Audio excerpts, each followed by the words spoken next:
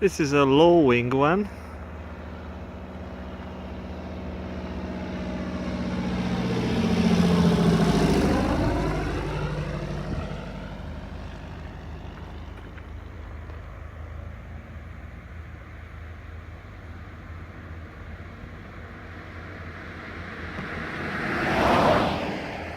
Pretty good.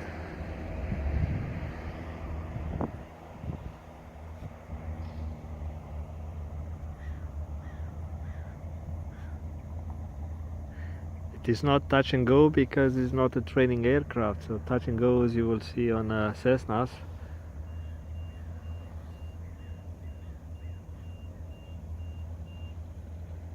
Yeah, he must take yeah, a taxiway to the left somewhere. Yeah, maybe he has the hangar somewhere around here. So the previous one was a low wing, and this is a high wing.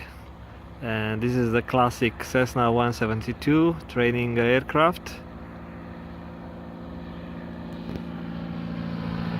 Yeah, this is, I think, his fourth time this pilot is doing touch and goes.